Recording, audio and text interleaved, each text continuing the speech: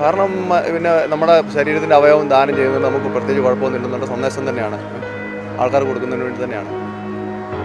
ഇപ്പം നമ്മൾ ടി വിയിലും മാധ്യമങ്ങളിലൊക്കെ ഗവൺമെൻറ്റൊക്കെ ഇടപെട്ട് ഇങ്ങനെ അവയവദാനത്തിൻ്റെ ഒരു സാമൂഹികമായിട്ട് ആൾക്കാരെ ബോധവൽക്കരിക്കുന്ന ഒരു സമയമാണ്. ആ സമയത്ത് എനിക്ക് പറ്റുന്ന കാര്യം ഞാൻ ചെയ്യുന്നത്രേ. അതിൽ ഒട്ടും പേടിയില്ല, പേടിയില്ല, ഒരു വിഷമമില്ല ഈ കാര്യത്തിൽ, സന്തോഷം മാത്രം.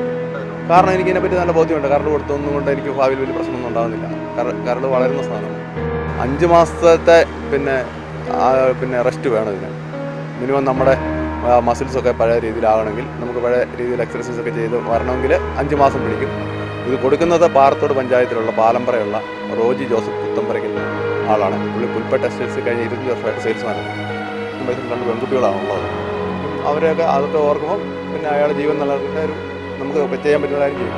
നമ്മുടെ വീട്ടിൽ ആർക്കും ഇതിന് എതിർപ്പില്ല.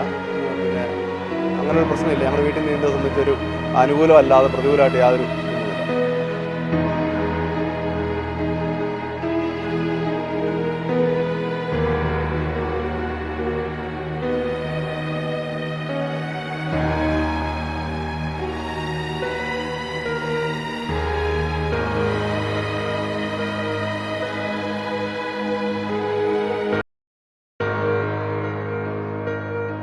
ഒട്ടും പേടിയില്ല, ഒരു വിഷമമില്ല ഈ കാര്യത്തിൽ, സന്തോഷം മാത്രം.